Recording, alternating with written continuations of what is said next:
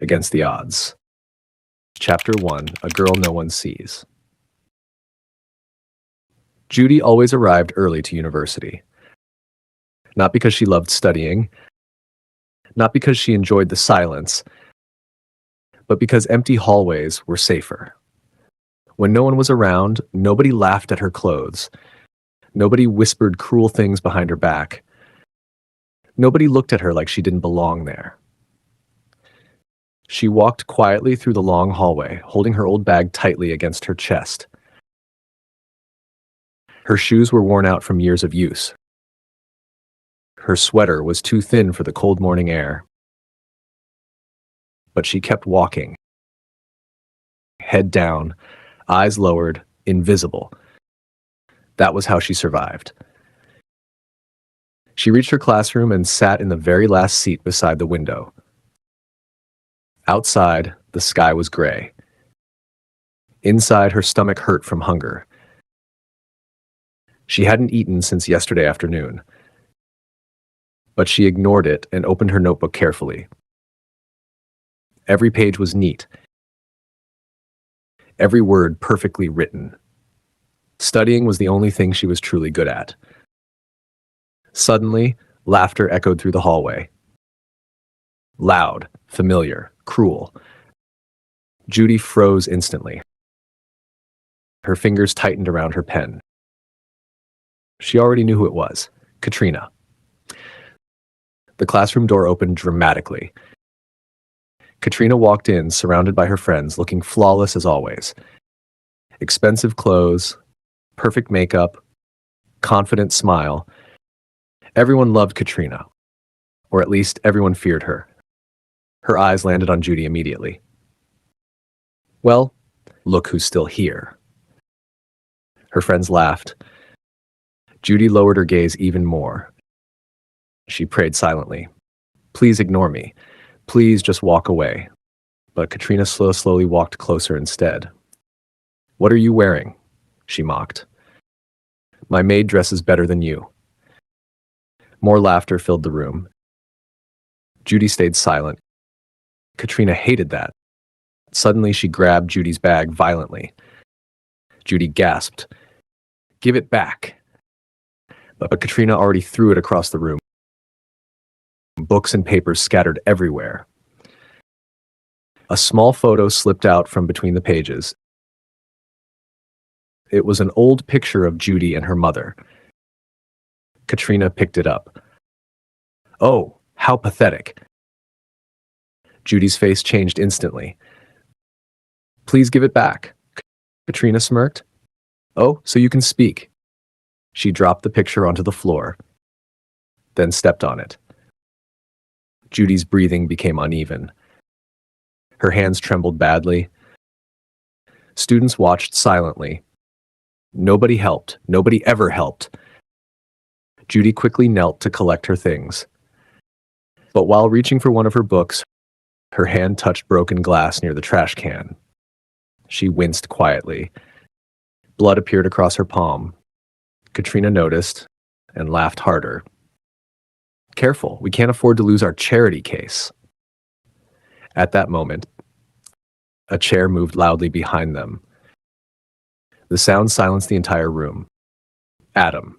He stood up slowly, his jaw tight with anger. His dark eyes moved from Judy's bleeding hand to Katrina. What are you doing?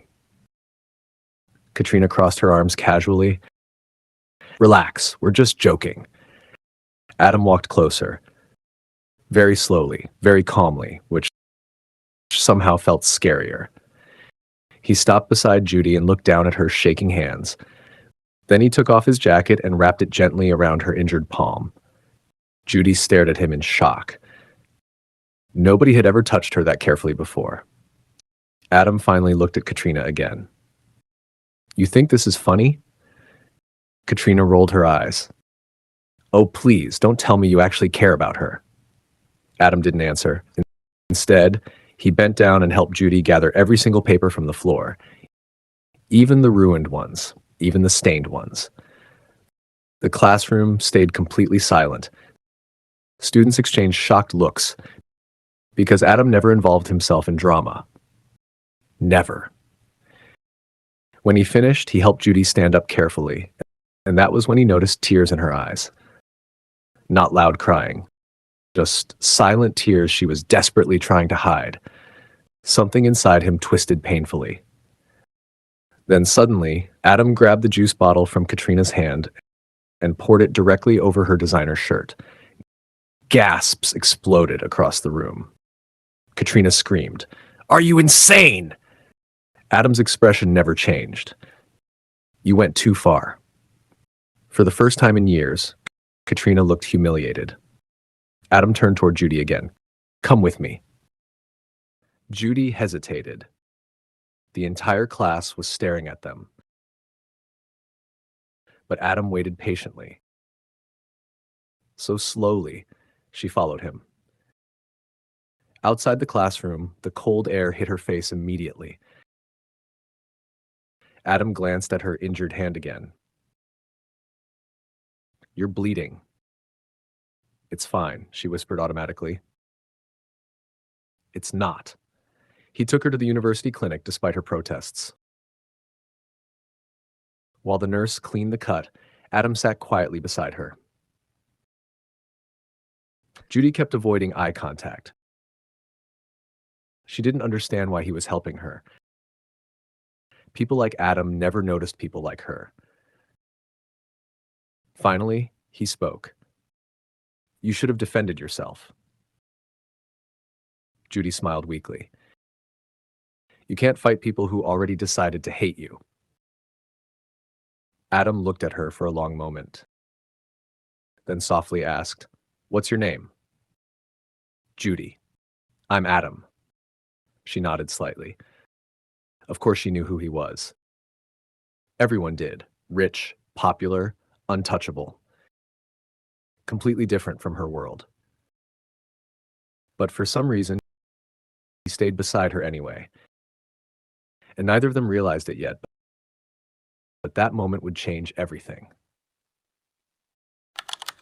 Chapter 2. The Pull Between Them. After that day, Adam couldn't stop thinking about her. At first, he told himself it was only guilt. Maybe he simply felt bad for her. Maybe anyone would have helped. But deep down, he knew that wasn't true, because he had seen people bullied before, and he had never reacted like that. Never lost control. Never looked at someone the way he looked at Judy. The next morning, Adam entered the library quietly and immediately saw her. She was sitting alone near the back window, surrounded by books, still wearing old clothes, still looking invisible. But somehow, he noticed only her. Judy didn't see him at first. She was too focused on writing notes quickly before class. Adam slowly sat across from her. The sound startled her. She looked up suddenly and froze. "Oh." Adam gave a small smile. "You always study this much?" Judy looked embarrassed. "I have to." "Why?" "Because if my grades drop, I lose my scholarship." The word scholarship hit him harder than expected. For Adam, university was guaranteed. For Judy, it was survival. Before he could answer, her stomach growled quietly. Judy's face turned red immediately. Adam pretended not to notice. A few minutes later, he stood up without explanation. When he returned, he placed coffee and food in front of her. Judy stared at it in shock. "Can't pay you back. I didn't ask you to." "But you should eat." Her fingers tightened around the cup slowly. Nobody had ever cared whether she ate or not.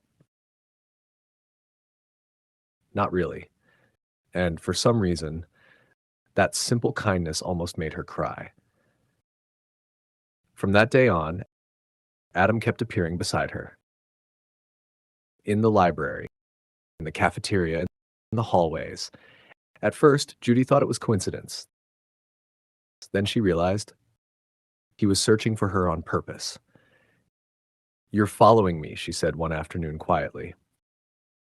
Adam smirked slightly. Maybe. She tried to hide her smile, but he noticed it. And suddenly, he wanted to see it again. Again and again. Little by little, Judy started opening up. She told him she worked evenings at a cafe near campus. She told him her mother was sick. She told him she hated rainy days because they reminded her of being cold and hungry as a child. Adam listened to every word carefully. No one had ever spoken to him this honestly before. Around Judy, he felt different, real. But while Adam grew closer to her, Katrina was watching everything, and her jealousy slowly became hatred.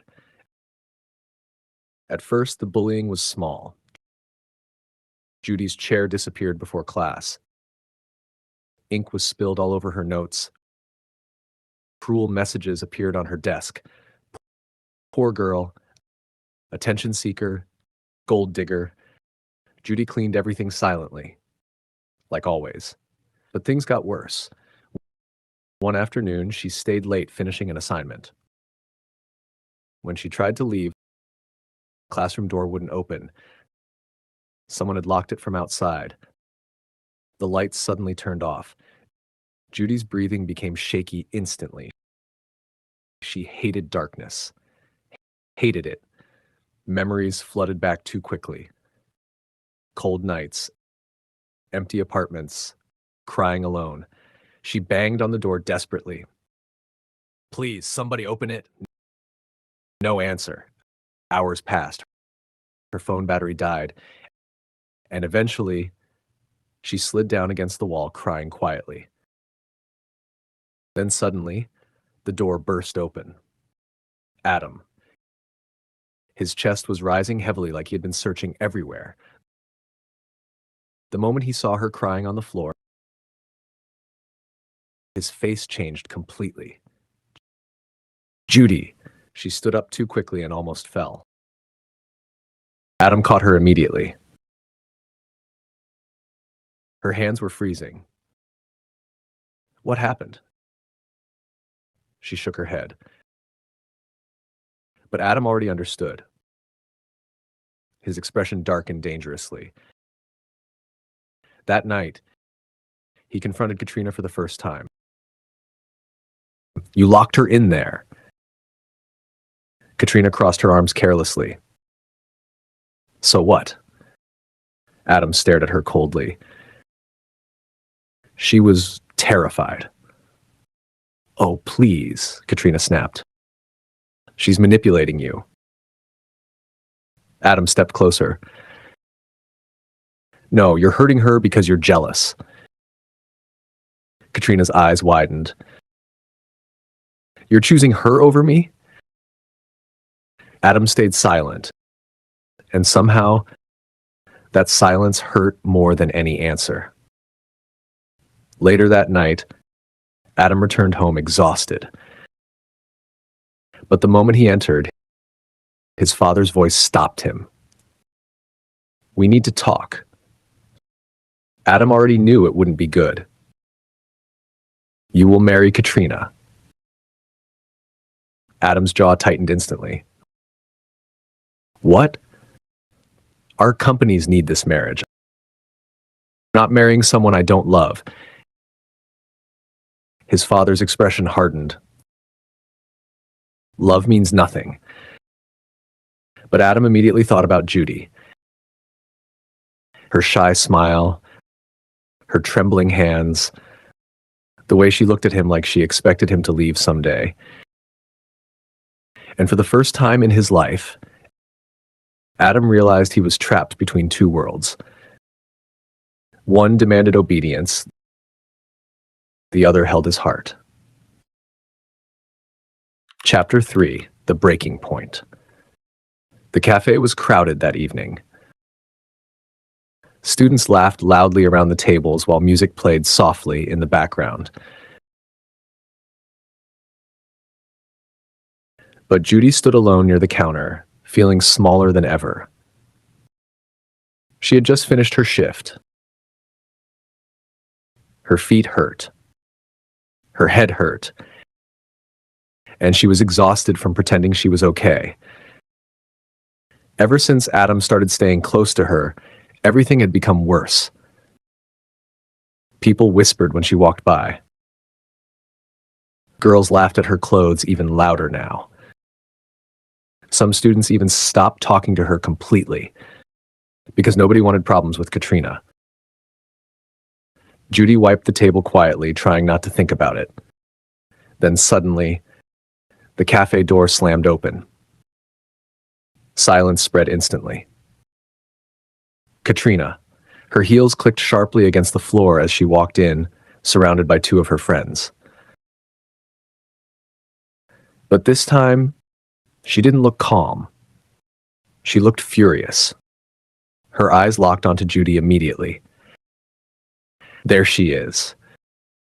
Judy's stomach dropped. Everyone in the cafe turned to look.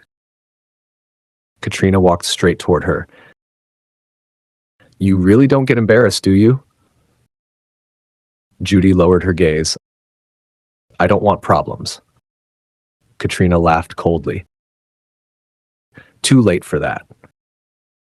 She stepped closer. So let me make this clear. Her voice became dangerously quiet. Stay away from my fiancé. Judy froze completely. Fiancé? Nobody told her. Adam never told her. Her chest tightened painfully. I didn't know. Now you do. Judy's fingers trembled around the cleaning cloth.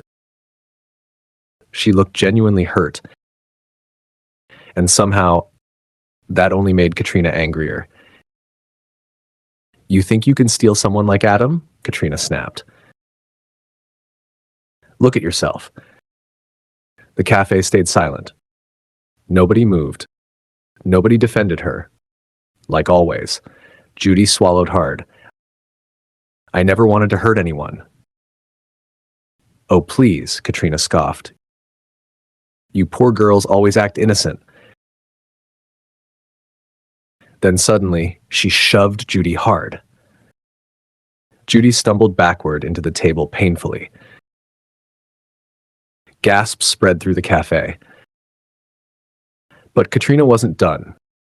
She grabbed the cup beside her and threw the juice directly at Judy's face.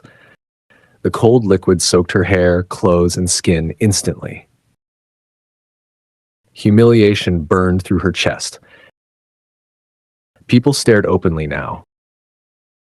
Some whispered, some laughed quietly. Judy stood frozen, her vision blurred with tears. And the worst part was that she still didn't defend herself. Katrina smirked proudly. That's your place. Then suddenly, enough! The entire cafe turned. Adam, he rushed inside, breathing heavily, like he had run all the way there.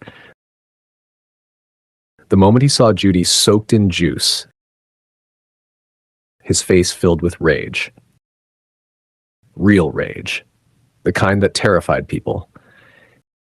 He walked directly toward her without looking at anyone else. Judy quickly wiped her face, embarrassed. I'm okay, but Adam gently removed his jacket and wrapped it around her shoulders. His hands were surprisingly careful, like she was something fragile. Then he looked at Katrina, and the warmth completely disappeared from his eyes. What did you do? Katrina crossed her arms. She deserved it. Adam laughed bitterly. But there was no humor in it. You humiliate her every chance you get. She stole you from me. Adam's expression hardened instantly. No, his voice was sharp. You lost me yourself. The cafe went silent again.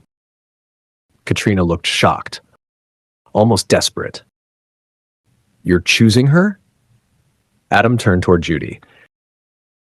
Judy looked terrified by the attention around them. but Adam never looked away from her. Yes, one word. That was all it took. Katrina's face changed completely. You can't be serious. I'm not marrying you. The entire cafe erupted with whispers. People stared in disbelief, because nobody expected Adam to say it publicly. Not like this. Not in front of everyone. Katrina looked humiliated, furious, heartbroken. Adam stepped closer to her one last time. You went too far. Then he grabbed the drink from the nearest table and poured it over Katrina exactly the way she had done to Judy. Gasps exploded across the cafe. Katrina screamed in shock. But Adam didn't care anymore. He simply turned back toward Judy, then gently held her hand. Come with me. This time, Judy didn't hesitate.